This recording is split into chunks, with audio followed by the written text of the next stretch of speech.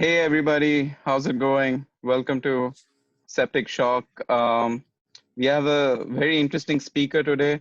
He's one of my mentors. I've been working him for the past few months.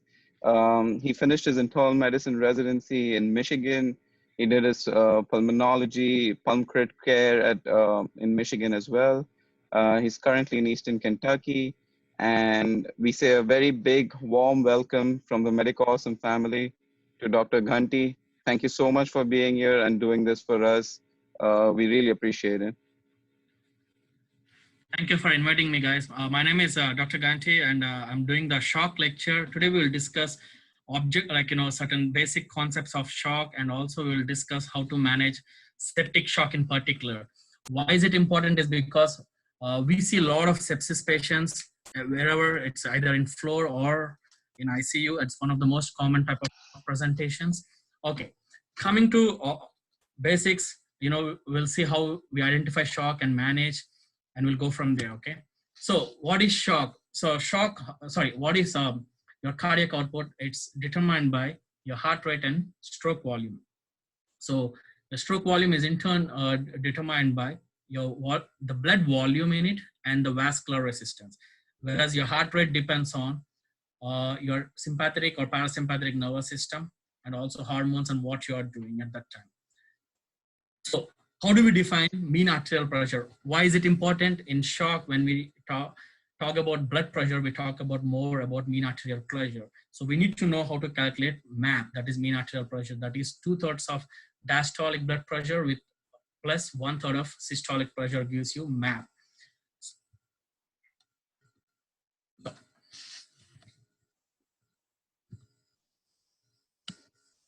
Okay. Sorry. Okay. So how do you define shock? Shock is decrease in blood pressure or poor perfusion status. That can happen because if you have decreased cardiac output or decreased vascular resistance, which is simply labeled as vasodilatation, which we see in septic shock. So I'm pretty sure you guys know about this curve much more better than me, because it's one of the most important curve, where how your cardiac output and preload are determined based on your afterload, contractility of the heart, and heart rate. So you want your curve to be in between. But if you have high tachycardia or high contractility like hyperdynamic left ventricle or decrease after load, you see more cardiac output, but your preload decreases a little bit. And it's the other way around, where if your afterload increases or if your decreased contractility like in cardiogenic shock or bradycardia, your preload increases and your cardiac output decreases. So you want your optimum curve to be in between, not the other way around. So the definition of shock is it's a circulatory failure that results in end organ hypoperfusion. The other definition is it's a state of cellular and tissue hypoxia due to reduced oxygen delivery or increased oxygen consumption or inadequate oxygen utilization. That can be because of shunt, which happen in small blood vessels and capillaries like that. So if you look into the cardiovascular system, you have the heart, you have the tubing system, which is the blood vessels, and the content in it, which is the fluid, that is the blood. So any of this is altered, it can cause shock. That can be decreased contracted the heart, or if your blood is low, that is like if you're hemorrhaging, or if you have a hypovolemic shock, or if you're vasodilated, that can cause septic shock. If it is vasodilated, that itself can cause shock. So there's a good excellent paper article published in 2013 in NEJM where they talk about shock and different type of shock. The most common is the septic shock, which is around 60%. This is based on 2013 census at that time, followed by your cardiogenic or hypovolemic shock, followed by distributive, followed by obstructive. So how do you differentiate both? It's a decreased cardiac output in cardiogenic, hypovolemic, and obstructive, whereas in the distributive comes as hyperdynamic, more of decreased systemic vascular resistance. So what constitutes obstructive shock is, it can be pneumothorax, like tension pneumothorax, or pericardial effusion, or cardiac tamponade, or massive pleural effusion causing compression. Any of these can cause it. So if you see here, this is just a slide presenting the different type of shock, and we'll go in detail. So some of the signs of hypoperfusion are, you can have altered mental status, you can have cold clammy skin, or you can have uh, pedal edema, or you can have no pedal edema, you can have oliguria or anuria, you can have tachycardia, or you can have bradycardia, you can have elevated blood lactic acid levels. So now let's go into different type of shocks now. Let's discuss first small basics of cardiogenic shock. So here you can present with like encephalopathy, cool clammy skin, or oliguria, elevated blood lactate. And usually if you see their cardiac output, if the patients have a pulmonary catheter placed, if you look into SVO2, these patients usually have high central venous pressure, CVP, that's one. Or if you do bedside echocardiogram on these patients, which is usually now the standard of care by most of the critical care physicians nowadays do bedside echo, because we don't do pulmonary artery catheters anymore for shock management these days. So when you do bedside ultrasound on this type of patients, you can see dilated ventricles or poorly contracting ventricles or dilated atrium, and if you assess the inferior vena cava, is it collapsing or not? In these patients, usually the IVC is dilated, usually more than 2.5 centimeters.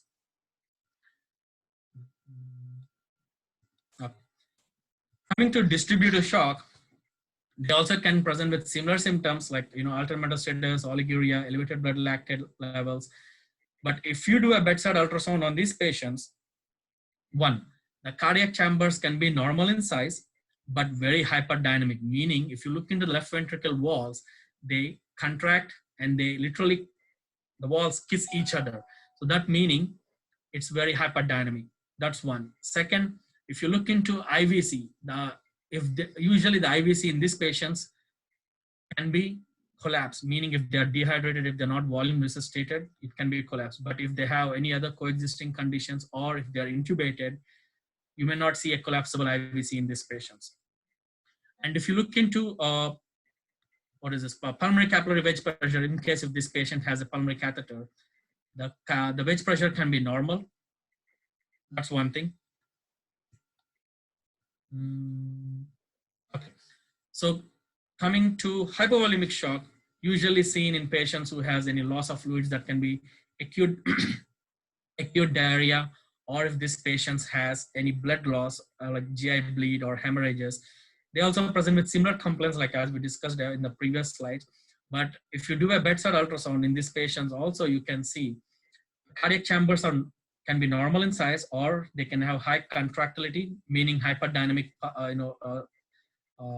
contraction. You can see in bedside ultrasound. And if you see central venous pressure, if they have pulmonary artery catheter, the central venous pressure usually is on the lower side in these patients. Coming to obstructive shock, as we discussed, this can be caused by pericardial tamponade or massive pleural effusions or tension pneumothorax. These patients usually present with symptoms of like altered mental status or shortness of breath, depending on the cause. They can have low blood pressure, and if these patients have a pulmonary artery catheter, they usually have high central venous pressure because there is an obstruction going on, or massive PE can also cause obstructive shock. That's one. And if you do a bedside ultrasound, it depends on the cause. Let's think if patient has sudden acute shortness of breath, and patient was intubated 2 days back, has advanced COPD, is on high positive pressure ventilation, PEEP. So these patients, and if you do a bedside ultrasound of the lung, you can see a pneumothorax, meaning the signs of pneumothorax and the ultrasound being absent lung sliding. That's one. Or if you do a chest X-ray, you can see a pneumothorax. Or if you think if this patient, any patient presents with PE as obstructive shock, when you do a bedside ultrasound, you can see right ventricle being dilated with high pressure in it, compressing the left ventricle, causing obstructive shock. Or if the patient has pericardial effusion, you can see pericardial fluid like between the visceral and parietal pericardium. So you can identify what type of shock if you do a bedside ultrasound in these patients, and it's a very quick test, so that way you can intervene these patients. So This is just a slide on different type of shock. As we know, like in hypovolemic shock, what happens? You have decreased circulatory volume, so you have decreased venous return. That leads to decreased stroke volume, so that leads to decreased cardiac output and blood delivery to the tissues, so leading to hyperlactate in these patients. Coming to obstructive shock, there is a blockage to the venous return, so the blood is not going forward, leading to decreased stroke volume and leading to decreased cardiac output and decreased blood supply to the organ tissues. Similarly, cardiogenic shock is you have decreased contractility, leading to decreased cardiac output and decreased blood supply. But coming to sepsis, the pathophysiology is a little bit different. Here, what happens is that it's multifactorial. The first one being, you have vasodilatation. The reason for vasodilatation is because when you have any infection, you release a lot of cytokines. And when you have the cytokines, it causes increased permeability. So when you have vasodilatation, usually in the peripheral vessels and in microcirculation, the blood gets trapped in the peripheral circulation. So you have decreased venous return. When you have decreased venous return, what happens? Your stroke volume decreases, and similarly, your cardiac output decreases. And when you have vasodilatation, what happens? So when the oxygen arrives at the tissue, but it will not be delivered properly, so it will not be utilized by the cell. So you have increased shunting of oxygen. That's why patient also can become hypoxemic in this type of severe septic shock patients. So the other pathology is when you say vasodilatation, that means there is increased vessel permeability. So which meaning there is leakage of fluid. So these patients can also eventually can develop pedal edema. So when you have increased permeability, what happens is there's a decreased circulating volume. So there's a decreased venous return. So that causes decreased cardiac output. So they present as shock. And the other mechanism is when you have a lot of cytokines, the cytokines acts as a myocardial depressant. And that itself can cause decreased cardiac contractility that causes decreased cardiac output. So sometimes in these patients, when you get an echocardiogram in patients with full-blown septic shock, you can see their cardiac ejection fraction temporarily decreases. Once their septic shock improves, their EF can improve back again. And the other pathology is usually when you are in septic shock, there's an activation of coagulation system. So that leads to microthrombi and multiple clot formation in the microvessels. So that causes occlusion, and that itself causes decreased venous return and decreased cardiac output and blood delivery to the tissues. Okay, so far we have discussed pathophysiology. So we'll be going into how we approach a patient. Like for example, you see a patient in emergency department, the ER physician calls you saying that you're getting a patient to ICU, patient is in shock, is on certain vasopressors. The question is, how do you assess this shock? Is it cardiogenic shock, or is it hypovolemic shock, or is it distributive shock, or is it obstructive shock? That's what we need to figure out for the treatment aspect or the management of the patient. And it is important you do it early, because in shock, if you misdiagnose it or if the management does not go as per the plan, the mortality increases at the end of the day. So the first question we need to ask is the cardiac output high or low? And the second question we need to ask ourselves is the heart full or empty? So coming to the algorithm, as we discussed, the first question is the cardiac output high or low? How can you assess that? You can do a bedside ultrasound, ultrasound of the heart that gives you a lot of information. When it is high, that is distributive shock, meaning your ventricles are kissing each other or hyperdynamic, or that gives you an idea, is most likely distributive shock. But in the other case, if the cardiac output is low, meaning the pumping action of the heart is decreased or hypodynamic, then you need to ask the next question, is the heart full or empty? So if it is full, that's most likely cardiogenic shock. If it is Cardiogenic and not pumping well, because that can be from obstructive shock or it can be from other reasons, which we will discuss. Just few things about on physical examination, you have to differentiate between high cardiac output and low cardiac output are. If you look into hemodynamics in high cardiac output failure, you have widened pulse pressure, or low diastolic blood pressure. You can see high cardiac output failure not only in septic shock. You can also see other examples are if your patient has fever, that itself can cause high cardiac output type of picture, or they have thyrotoxicosis. That's one other reason. Or in pregnancy, that causes high cardiac output type of picture. And if you look into clinical exam, they have usually warm extremities, bounding pulses. That's one. And patients with low cardiac output usually have a narrow pulse pressure. And if you look into the clinical exam, you see cool extremities, very thready pulses, and you can see like jugular venous distension on physical exam, or if you see if you do the heart exam, you can see S3 or S4 gallops, those type of presentations. Okay, so when it comes to is it full or empty, is your heart chambers full or empty, it depends on the history. You need to take a good history. If the patient is not able to give the history, you need to ask the family like how this happened. What is the presentation? Is he having diarrhea? Is he having not eating well, not drinking fluids, or he took extra doses of Lasix for the last 3 days, something like that. We need to figure out the history. And then when you do physical exam, assess top to bottom, especially look for jugular venous distension, peripheral edema, any abnormal lung sounds like crackles, or if they have an abnormal heart sounds, any abnormal heart murmurs or new heart murmurs. That's what we need to figure out. And when you're looking into vitals, you need to see is the pulse pressure decreased or is it widened pulse pressure, or if they have a central venous catheter or a central line like IJ, internal jugular central line, you can look for central venous pressure. Those gives a lot of information. And if you have any imaging, look for chest X-ray. Is there any pulmonary edema or is there any cardiomegaly? Those type of things. Or usually most of the times these patients now get CAT scan of the chest, or that also gives us a lot of added information. Look for labs like any brain natriuretic peptide.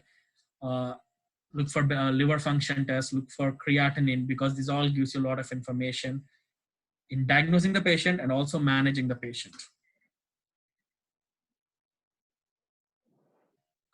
So like as we discussed, if your heart is full, it's mostly cardiogenic shock. If it is empty, hypovolemic shock. Sometimes obstructive shock can also cause it because your chambers are not filling up because there's an obstruction like PE. Your left ventricle can be very small. Okay. This slide is very, very important for students and residents. The reason is because I'm pretty sure you'll see a question on this for your USMLE steps or your internal medicine board exam. Here, we talk about mean arterial pressure. PAWB is pulmonary arterial wedge pressure. CO is cardiac output. SVO2 is venous oxygen saturation. SVR is systemic vascular resistance, and lactate. So let's discuss first about hypovolemic shock. That can be from bleeding, hemorrhage, or dehydration, sunstroke, which is very common in developing countries like Asia or Africa. So in these patients, usually when you say shock, that can be hypovolemic shock, you have low MAPS, that is mean arterial pressure less than 65. Let's think if patient has a pulmonary arterial catheter. When you look into pulmonary arterial wedge pressure, it is low because your blood is low, your venous rhythm is low, your cardiac output is low, but the systemic vascular resistance is high. The reason is because it's a physiological response of the body. When your volume is low, the body tends to increase your blood pressure by causing vasoconstriction. That's why your systemic vascular resistance is high. And the lactate is elevated because there is a poor perfusion state going on. And in these patients, if you give aggressive fluids or blood products, these patients improve faster. Coming to cardiogenic shock. In these patients also, they have MAP less than 65, so your MAP is less. But if you look into pulmonary arterial wedge pressure, it is high. Why is it high? Because your left ventricle is not contracting, so your left atrial pressures are high, and that backs up into your lungs. So your pulmonary arterial wedge pressure is going to be high. Similarly, your right ventricle pressures also will be higher. Cardiac output is low because your heart is not contracting well. Can these patients have elevated heart rate? Yes, they can have high heart rates depending on the cause. That's a physiological response. They may have it, they may not have it. Systemic vascular resistance can also be high. That is because it's a physiological response where your body tries to contract the peripheral vessels to improve the blood vessel. SVO2, that is the venous oxygen saturation, is low. Lactate is going to be high. Coming to obstructive shock, that can be from pulmonary embolism or tamponade or tension pneumothorax, your MAP is going to be low, your cardiac output is going to be low. But the pulmonary arterial wedge pressure, it can vary. It depends on what is causing this obstructive shock. It can be high or it can be low. It depends on the situation. Systemic vascular resistance is going to be high, lactate is going to be high. Nowadays, SVO2, I know it's it's a very favorite question for boards, but in a real world, when we take care of these patients, we are not checking SVO2 at all these days because we are not doing pulmonary arterial catheters at all these days. But there are few conditions where we still do this. Those conditions are if patients had a bypass surgery, or those patients have pulmonary arterial catheters, and cardiothoracic surgeons follow SVO2 and this pulmonary arterial wedge pressures very frequently to adjust the pressures and everything. Coming to hyperdynamic, that can be distributive shock, that is sepsis, or thyrotoxicosis or anaphylactic shock. Your MAPs are low, that is why that's what is shock is. Pulmonary arterial wedge pressure usually is on the lower side, or it can be normal depending on his volume status. Cardiac output is going to be high here or normal, but not low. The reason is because it's a hyperdynamic circulation. So your heart is beating fast and contracting fast. So that's an option. Systemic vascular resistance, initially, when they're present in the initial phase of the shock, will be high because your physiological response is your vasoconstriction. But because of the because of the toxins released by bacteria, there is a slowly vasodilatation and increased permeability. So eventually your systemic vascular resistance is going to drop. The only important thing you have to remember for your boards is here, SVO2, that is the venous oxygen saturation, can be normal or elevated. And your lactate is going to be high. The reason SVO2 is going to be high is because we discussed in the pathophysiology, because there is shunting of oxygen. Your oxygen is not consumed well, so your SVO2 is going to be high, venous oxygen content. Going to the next slide. So how do we evaluate heart or cardiac output? So what we usually follow here in our program is we do a rush examination where we assess we do ultrasound of the heart, the four views, that is the parasternal long axis, short axis view, apical, and subcostal view, to assess the heart function, to assess the inferior vena cava, is it collapsing or not collapsing. That helps in determining the fluid status. And also sometimes if you are looking at obstructive shock as a differential, we do lung examination numbered 8 and 9 to see if there is any pneumothorax. Sometimes we also do, let's think a patient has a trauma and he came as a trauma code. Sometimes we are suspecting any abdominal bleed or any things like that. So we do also abdominal examination sometimes to see if there is any fluid accumulation, which goes like, is it like a bleeding within the abdomen? That gives us a lot of information. So there was a good paper presented. This is more for residents, like about focused cardiac ultrasound recommendations from American Society of Echocardiography. Here they want to assess, like, does the cardiologist have to do bedside ultrasound, or it can be done by any physicians who are trained, like that can be critical care or residents or internal medicine physicians. What they're looking is to assess, is the left ventricle function normal or reduced, or is right ventricle function size normal or abnormal, or is there any pericardial effusion or any other gross abnormalities. So they use the terms like broad categories like normal EF or mildly decreased EF or severely decreased. And they found out that non-cardiologists, around 80, their non-cardiologists are also really good in identifying this type of abnormalities, and they're around 84 to 88% accurate. Why is this important? Is because when we identify patients with shock, especially when you're managing, each hour is important, and if you delay the diagnosis, the mortality increases. That's why. So when we do ultrasound, we look into inferior vena cava. And if patients have, I'm talking about patients who are not intubated here. If the patients are not intubated and you check inferior vena cava, the IVC is collapsed, and if it is less than 1.5 centimeter, that means they are dehydrated or they need more volume. So you can give fluids and reassess again. After giving the fluids, you can reassess if the IVC has dilated. That means they are improving. But if IVC is dilated greater than 2.5 centimeters with no inspiratory collapse, then you have to think, the patient is already, fluid status is good. So you have to see what are the causes of this, and you have to evaluate the shock. Okay. So coming to sepsis from now on. So this is the old definitions which we see here. I hope this slide is clear. So we follow SIRS criteria everywhere, most of the times, in most of the hospitals, if I'm not wrong. How do you define is, temperature greater than 100.4, or hypothermia, or respiratory rate greater than 20, heart rate greater than 90, or WBC count elevation greater than 12,000 with bands of greater than 10%. And usually, if any patient with sepsis comes to ER or gets admitted to the floor, we do SIRS criteria. Is it a good criteria? The question is, it's very difficult to say, because, for example, if I go from first floor to fifth floor, and if you do SIRS criteria on me, I would meet that criteria for sure. That's fine. So you have to see patient to patient, assess what he or she came with, and then use this criteria very carefully. Because there are certain conditions, like inflammatory conditions, which can also give you SIRS criteria positive, like, pancreatitis, or, thyrotoxic, or even pain itself can cause, severe pain itself can cause SIRS criteria positive, meaning, when you have severe pain, you can have elevated heart rate, you can have elevated respiratory rate. Sometimes that itself, that's how that can give you SIRS criteria positive. Okay, so that's why you have to be very cautious using SIRS criteria.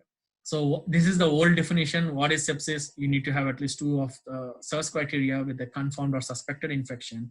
Severe sepsis, sepsis with signs of end organ damage, that be acute kidney injury, or altered mental status, or elevated troponin, those type of things, with low blood pressure or lactate greater than 4. Septic shock is, severe sepsis with shock. Simple as that.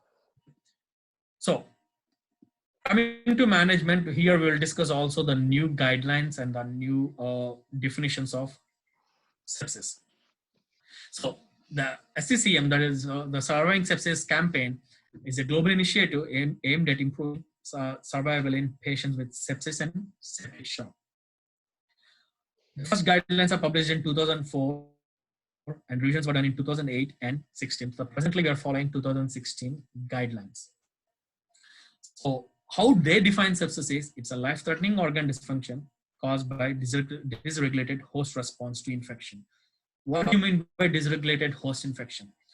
This can be, so let's take an example. If a patient, let's take two patients, similar age, similar comorbidities, and if one patient gets strep pneumonia and the other patient also gets strep pneumonia, the response, how their body, the response to that bacteria is different for each patient. One can have very bad response, meaning, hyper response, where they can go into fluoride septic shock. The other may just be, outpatient, they'll do fine. They just feel like some shortness of breath and they do fine within 3 days and they improve back. It all depends on how your body is fighting that infection. It can be hyperimmune or no appropriate response. So that's what we are facing now in COVID-19 also. Either patients are having hyperimmune response or immunosuppression causing worsening. If patients are responding appropriately, they're not finding any problems. Okay, what is septic shock? It's a subset of sepsis with circulatory and cellular metabolic dysfunction associated with high risk of mortality. So nowadays we use, SOFA score and Q-SOFA score. Let me show you the slide of SOFA score. What SOFA score is, so we usually check these scores in ICU patients admitted with septic shock to see how they are doing daily. Are they improving? Are they worsening? It's a very big elaborated score. It is very difficult to calculate. It takes time. So it depends on the hospitals. They may use this, they may not use it. So that's the thing here. But Q-SOFA score is easier. It helps in, what can you say, identifying for healthcare professionals to identify, like how we use SIRS criteria to identify is it sepsis or not. We use this, and also it helps in estimating the risk of mortality in patients with sepsis. So usually these patients have GCS, altered mental status, that's encephalopathy with GCS less than 15. systolic blood pressure less than 100 with respiratory rate greater than 22. So they had to meet any of this criteria here. Okay.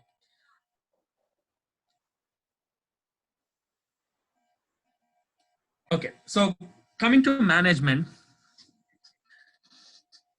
so we can do it like this actually. Let's do it in a way. Like, let's think if we have a 60-year-old patient comes with shortness of breath and found to have blood pressure of 70 or 40, and you do a chest X-ray, you examine the patient looks very dry, and you ordered some labs, and the CBC shows WBC count is around 35, and lactate is around 8, and his chest X-ray shows multifocal infiltrates in the lungs.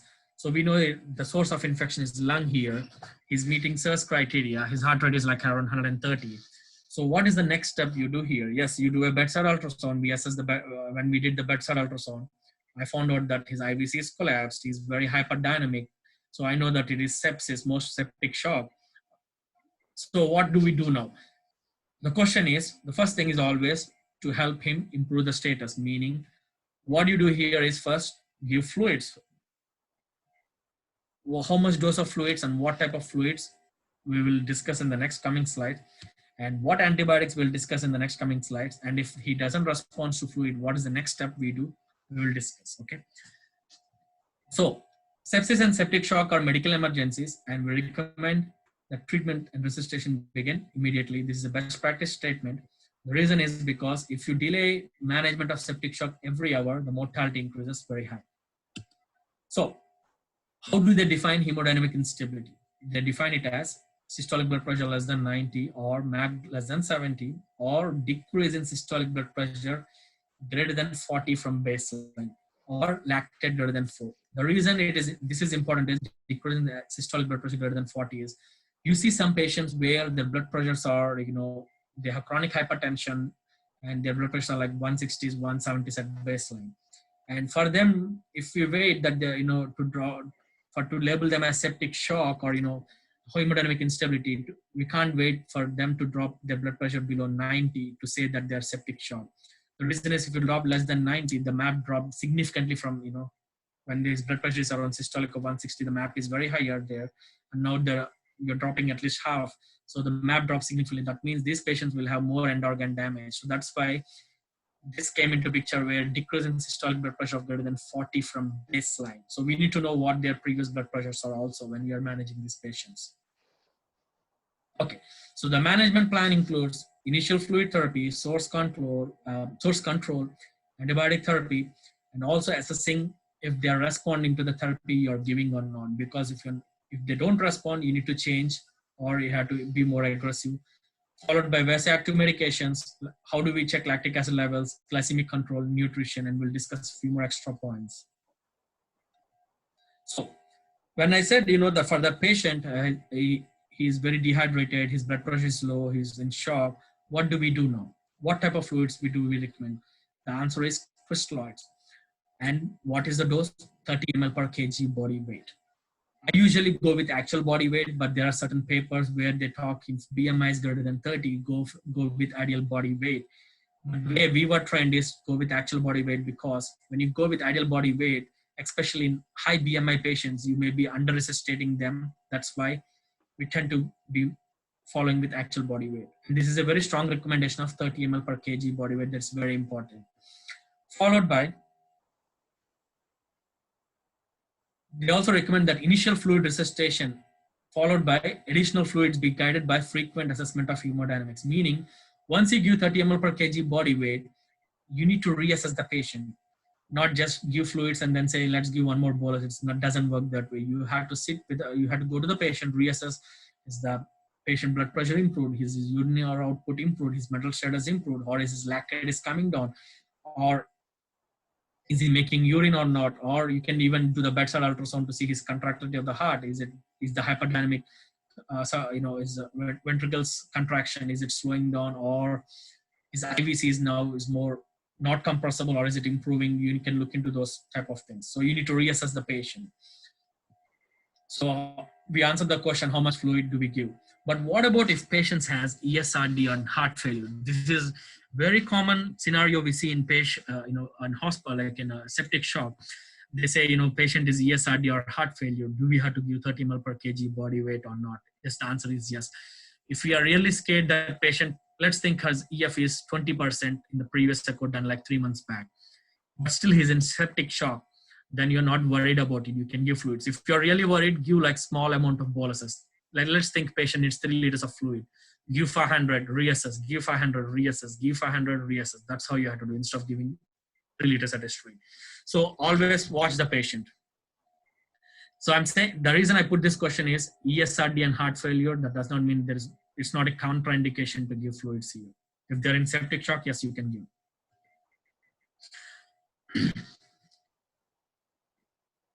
Okay, so here, like as I said, once you give fluids, you have to assess their hemodynamic assessment to see if they are improving or not. Here we have two variables like dynamic and static variables. They suggest that dynamic variables has to be used over static variables, which we will discuss in the next slide. And your targeted map, as per the guidelines, is map of 65 and above with septic shock. Okay, so what are the static variables? Your static variables are usually central venous pressure if you have a central line, or if you have pulmonary arterial catheter, you can calculate the pulmonary arterial wedge pressure, those type of pressures, but those are all static pressures. Nowadays we use dynamic. What is dynamic is we can do a simple bedside test like passive leg raising test. What do you mean passive leg raising test? You just lift the legs, both the legs, for like at least a minute, and you are giving an instantaneous bolus of at least like 400 to 500 ml because you're improving the venous return. And if the blood pressure improves and heart rate comes down, that's it. That patient is volume deficient, and you can give fluids also. Or these days we do stroke volume measurements if they have an A line, or pulse pressure variations. These are being done in bigger centers, not like to do this in smaller centers. You need resources and it's expensive also. For most of these patients would require A line to do calculate pulse pressure variations or stroke volume variations. That's the problem. Okay. So we said we had to give crystalloids at 30 ml per kg body weight. Is there any role for colloids like extra starch or plasmolite or albumin? The answer is no, but still there is a weak recommendation that if you want to give albumin after giving fluid resuscitation of 30 ml per kg body weight, you can still try. But hexastarch and plasmolite is no. The reason is hexastarch can cause acute kidney injury itself. That's why.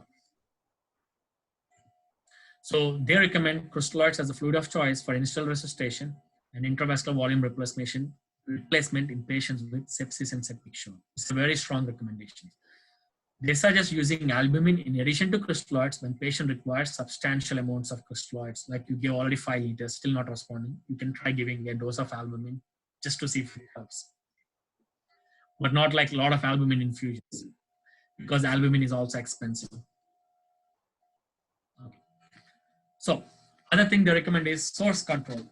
They recommend that a specific anatomic diagnosis of infection requiring emergent source control be identified or excluded as rapidly as possible in patients with septic shock, and that any required source control intervention be implemented as soon as medically and practical, logistically, if you can do it after the diagnosis is made. This is a best practice statement. Okay, coming to antibiotic therapy. Why is it important?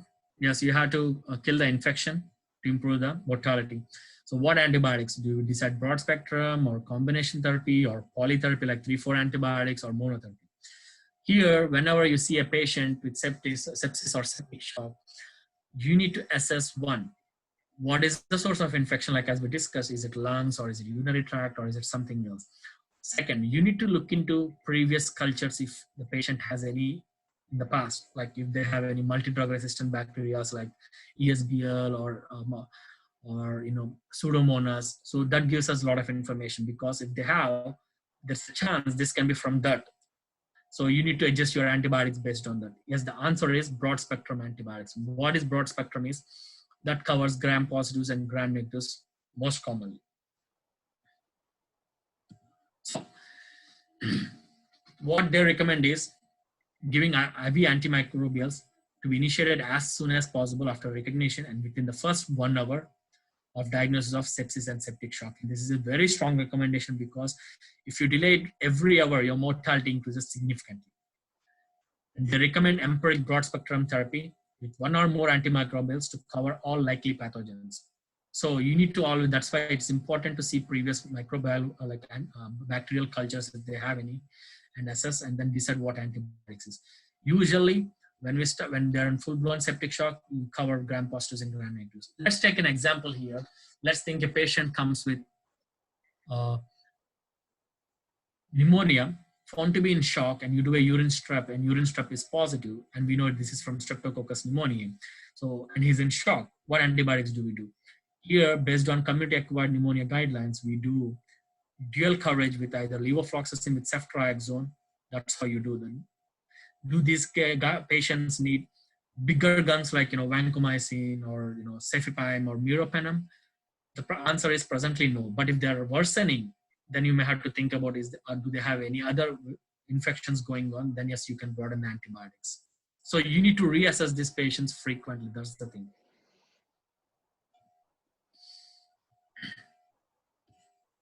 Okay.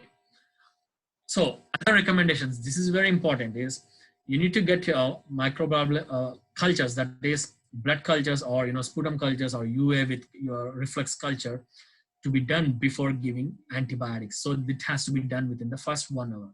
If you don't do cultures and give antibiotics, what happens is there's a chance these cultures will be mostly negative. Let's think you get cultures, there's a chance you can get identify what bacteria is it or not. You can find out. Most of the times, even if you get cultures first followed by antibiotics, there's a chance you may still get negative cultures. So it depends on what, the specimen, that's the thing. Okay.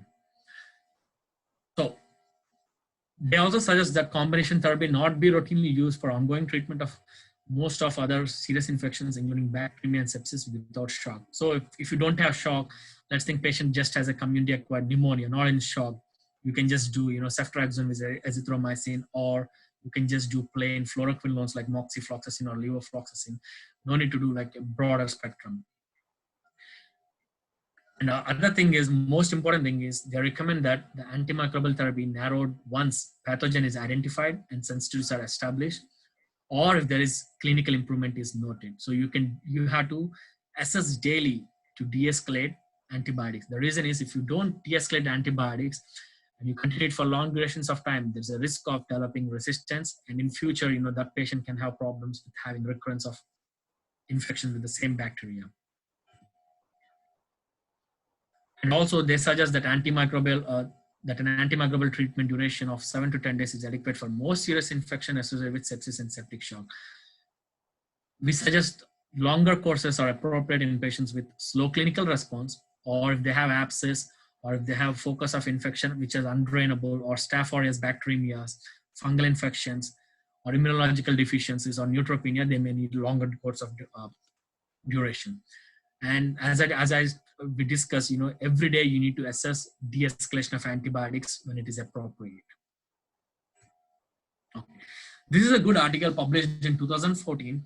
Why are we aiming for a MAP of 65 to 70 instead of higher MAPs? Why can't we do higher MAPs to help patient improve faster, like MAP of 80 to 85? So they did this study, and they found when you aim for higher MAPs of 80 to 85, it did not improve. There was no mortality difference at either 28 days or 90 days. Patients who, in this study, who are requiring higher MAPs of 80 to 85, they noticed that there is more risk of atrial fibrillation. The reason being because you are giving more vasopressors for 80 to 85. When you give vasopressors, that itself can cause tachycardia. And other thing is also, in patients with septic shock, you have a lot of cytokine release. And these cytokines make your heart irritable. So they can go into atrial fibrillation. So that's one possibility. So when you give high dose of vasopressors, that can cause AFib. But in this study also, they found that when they aim for higher MAP, the chances for renal replacement therapy, that is, dialysis or, continuous renal replacement therapy, the incidence has decreased. But still, as of now, we aim for MAP of 65. So, do patients on vasopressors need arterial line? The way I was trained is, the answer is yes and also no. If they're on single vasopressor, usually I don't do it. But if the vasopressor requirement is going high, or if you're adding a second vasopressor, the answer is yes. I would do the arterial line. Is there a guideline on this? There is no guidelines. Coming to vasopressors, the first line of therapy for septic shock is norepinephrine or levofed. And if patient is still, after you start vasopressin and you are titrating the doses, you're increasing the dose, and still patient blood pressure is on, you're not able to attain MAP of 65. The next option is you can add vasopressin, or you can increase the norepinephrine dose to max and then add vasopressin. Usually, preferably, once you're increasing the vasopressin dose, like to in between, I usually add the second agent, that is vasopressin, and that's all I go from. The vasopressin dose is constant. It's not a titratable dose. Please remember that. It's usually 0.03. But in certain conditions, like patient is already on 4 or 5 pressors, as a salvage therapy, we increase the dose at that time. If you increase the dose, there's a risk of mesenteric ischemia. So that's why we go with a non-titratable dose of 0.03. Or you can add a second vasopressor as epinephrine also. So it's up to you guys, depending on the patient. As I told you, MAP of 65 is the present guideline. In certain conditions, they suggest dopamine as an alternative agent, especially in patients who has risk of tachyarrhythmias or if they have bradycardia. Now, previously, we used to use dopamine for renal protection, but nowadays, no, dopamine does not help with renal protection. There is a lot of studies on it and it has been proven, so we don't use dopamine. Sometimes we use dobutamine in patients who has evidence of persistent hypoperfusion despite adequate fluid loading and the use of vasopressor agent. So I usually use dobutamine as a more like a last resort if they have myocardial depression from septic shock causing decreased EF. So these are some of the examples we see. Usually the first choice is norepinephrine, followed by vasopressin, followed by epinephrine or phenylephrine. You can use dopamine in certain conditions and dobutamine in certain conditions. I'm not going to discuss the dosing here because the dosing can depend on what they use. Are they using mcg per minute, or they using mcg per kg per minute? The dose can vary. Some of the side effects of norepinephrine is, these patients can develop tachycardias or tachyarrhythmias, and these are potent vasoconstrictors. So sometimes if they have a line, especially the arterial line in the radial artery, these patients can develop, bluish discoloration of the fingers because of vasoconstriction. That's one thing you need to watch for. And similarly with epinephrine is the same thing. Phenylephrine is also the same thing. Sometimes, and yeah, vasopressin, as I told you, it can cause a mesenteric ischemia. That's one thing you need to see. And as I told you, we use only high doses in salve, as a last resort. Dobutamine can cause tachyarrhythmias. You have milrinone, which we use more in cardiogenic shock. Dobutamine we use more in cardiogenic shock. So, yep. Okay. So, and if shock is not resolving, you still have to reassess, is it septic shock or is it some other causes of shock, or is there any coexisting shock, like, with septic with cardiogenic shock, you need to reassess always. So always reassessing the patient is important. Okay. So when do we use steroids? So yes, patient vasopressor requirements are going up. Like I added a second dose of vasopressor. That's when I usually start steroids also. Why do you have to start steroids? Because when patients are in septic shock, they're under a lot of stress, and your adrenal hormones may not be producing the internal steroids. That's why you supplement with external steroids to help them reverse the septic shock. So the recommended guideline is the daily dosage is around hydrocortisone of 200 per day. So usually we do 50 Q6 or 100 twice a day. It's choice. It's a physician's choice, but don't go more than 200 because that can cause more side effects, like giving steroid high dose more than required can itself worsen the infections also. That's the other reason. So yes, in septic shock, as we discussed, there is hyperlactate levels. Why is it important that you follow this lactate? Is because when you start management, you would know if you follow lactate levels, is the patient improving or is it getting worse? Based on that, you have to adjust your management or be more aggressive. So they suggest the guiding resuscitation to normalize lactate in patients with elevated lactate level as a marker of tissue hypoperfusion. It's a weak recommendation. Question is, how often do we check lactate levels? Is it every 2 hours or every 4 hours or every 6 hours? Most of the hospitals do every 4 hours, but the SCCM guideline is every 6 hours. So if you do every 4 hours, that's okay. There's nothing wrong in it. But for board exam questions, and is based on the guideline, it's 6 hours. Okay. Coming to glycemic control, why is it important uh, to control sugars? Because when you have hyperglycemia, that acts as a source, that helps in bacterial growth. So you need to control your sugars very well. So in any patient with septic shock, there will be an intensive care unit. So when we see two consecutive blood glucose of greater than 180, we start insulin drip to maintain blood sugar less than 180. Usually the target is between 150 to 180. That's what we aim for. Uh, and also, they recommend checking blood sugar every 1 to 2 hours until we find a good titration of the insulin drip. That's then we change it to every 4 hours.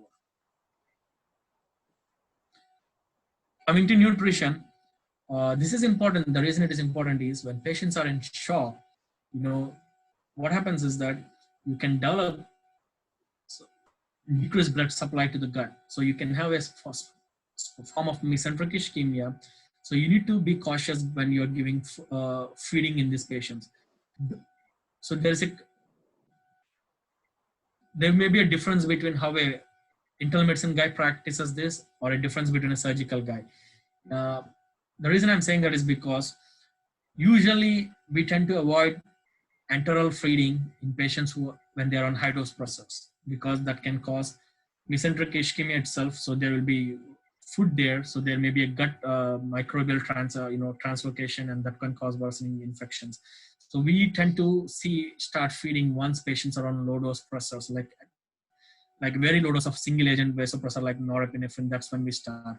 So they recommend administration of early parenteral nutrition alone, or again, sorry, they recommend against the administration of early TPN or parenteral nutrition in combination with enteral feedings in critically ill patients. What they recommend is early, like starting enteral feeding only if they are stable, and they recommend against the TPN or in combination with enteral feeding over the first 7 days in critically ill patients with sepsis or septic shock. Let's think if patient is severely septic for like 4 or 5 days, and if you're not able to feed them, that's okay. You can start later. No need to start TPN on day 2 or day 3, because TPN itself can cause us a lot of side effects, like it can increase the risk of fungal infections, it causes volume disturbances, those type of things. And the sugars will be difficult to control, so you need to keep a close eye.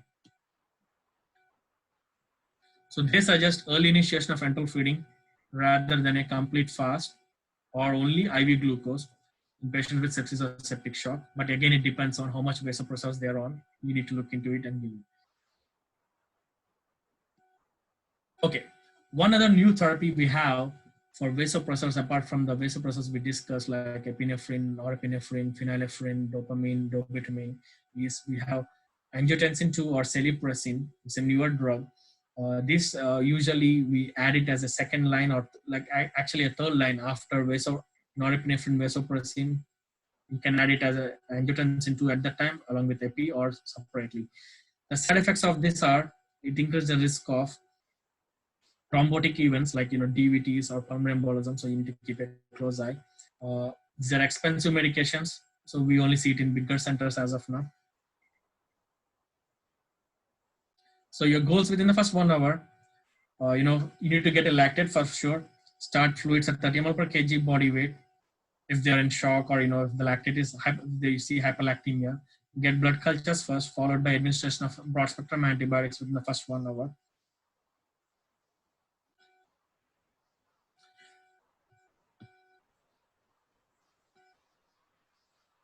Okay. Sometimes, they suggest like, you can measure procalcitonin level to shorten the duration of antimicrobial therapy in sepsis patients, especially upper respiratory tract infections or pneumonic patients. You can use that. And also they suggest using procalcitonin level for discontinuation of empiric antibiotics in patients who initially appear to have sepsis but subsequently have limited clinical evidence of infection. So this is a classic example. Like, let's think a patient presents as pancreatitis, we think it is sepsis, we start antibiotics and you do procalcitonin, it's normal, but they have such criteria because of other causes. In this type of patients, you can use procalcitonin as a marker. We recommend prompt removal of intravascular devices that are possible source of sepsis or septic shock. Like if their patients have a PICC line, or they came from a different hospital with a central line and you're suspecting the source, or if they have Foley catheters, change the Foley catheter, those type of things. They suggest all patients requiring vasopressors have an arterial placed as soon as practical possible.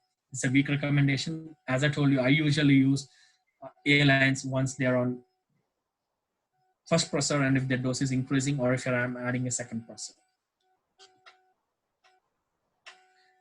We recommend against the routine use of pulmonary artery catheters for patients with sepsis, including ARDS. Is a very strong recommendation because being a PA catheter is associated with a lot of side effects. That's why we don't use PA catheters now.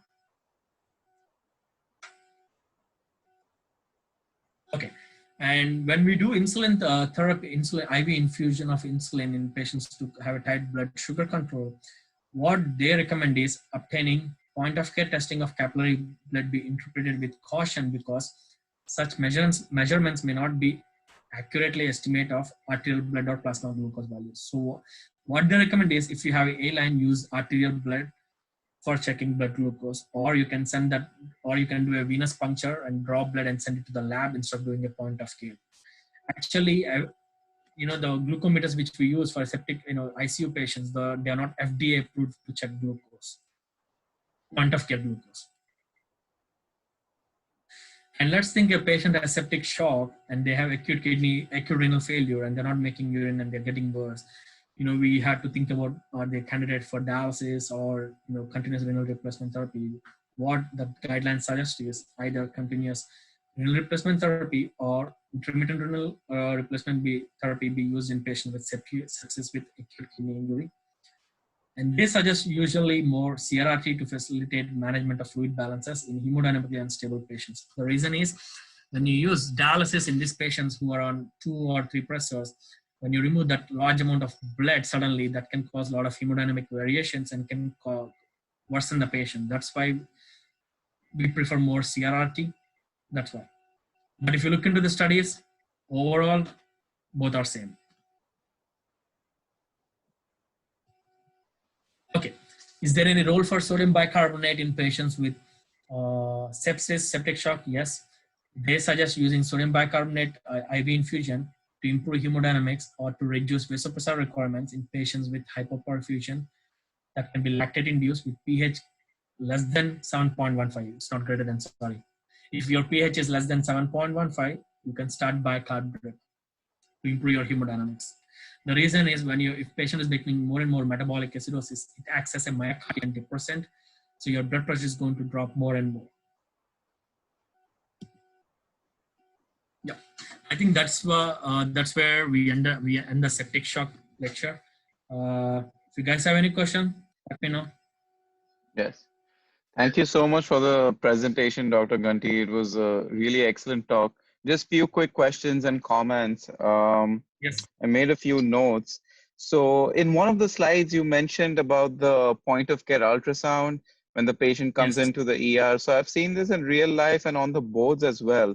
So when the patient comes into the ER, like he's in a traumatic accident or something like that, and maybe has broken ribs or cardiac contusion. So this is an important vignette for USMLE exams and boards as well, where the point of the question is how you differentiate between whether it's cardiogenic shock from cardiac confusion, or is it pneumothorax, obstructive type of shock. So have you seen this in real life as well? And what are your thoughts on that? How do you approach the patient at that? So let's in this patient, like let's think, let's take 2 patients. The first patient, let's say, had a trauma and he had a cardiac contusion and he's presenting with shock.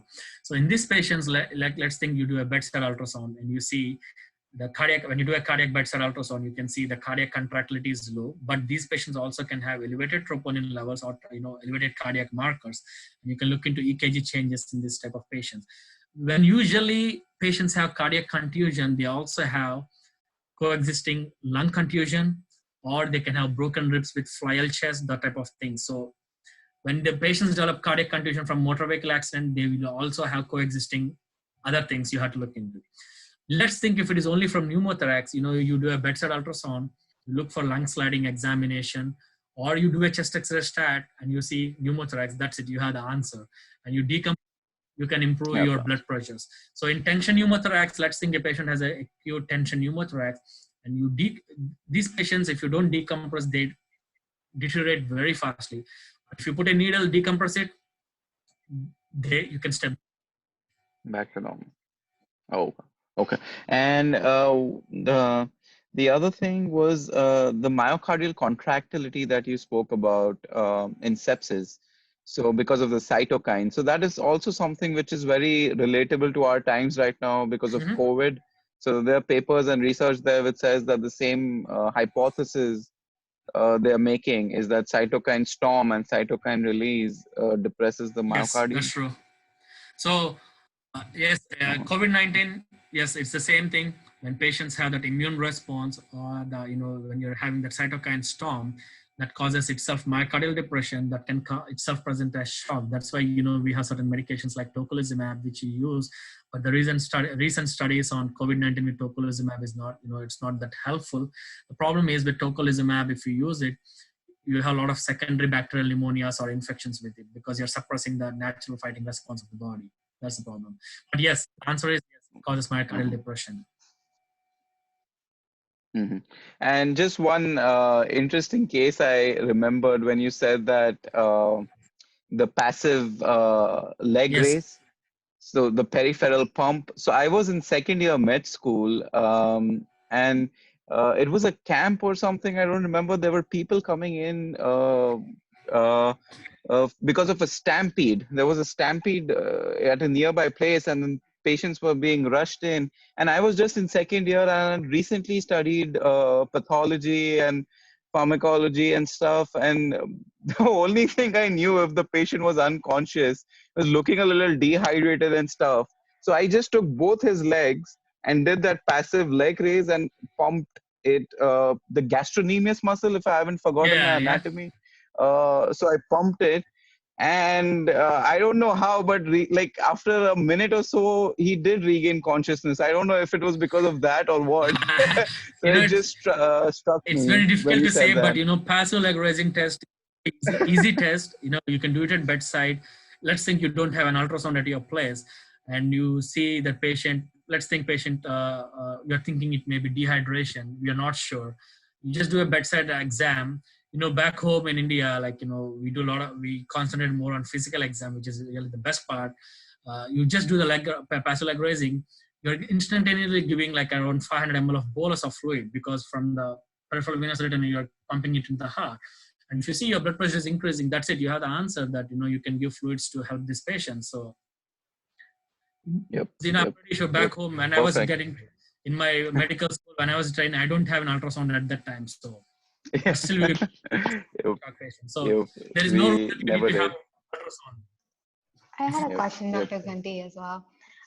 So if a patient has a refractory shock and you've tried all of your vasopressors, bicarb, or even steroids at this point, so how many pressors do you use before saying that, okay, this patient is no longer going to be resuscitated? Like, is there a max number of pressors that you use? Okay, good question actually. Because here there is no guideline for it, how many pressors you have to use. But one thing is, when you keep on adding the pressors, that means patient mortality is worsening. Simple as that. Think a patient is on 2 pressors and is now requiring 3rd pressor, his mortality increase. And you're adding 4th pressor, mortality is increasing. So here, when do we decide how many pressors or what? It depends on how you are trained, And also it depends on, the most important thing it depends on is what the patient wants and what the patient family wants. So that is what the important here is, whenever you see a septic shock patient, you need to update the patient himself, patient. If the patient is not, not in a state that he can understand or he's intubated, then you have to update the family, have a frequent discussion. If the things are going in the wrong direction, not improving even after standard of care treatments, then you need to discuss goals of care.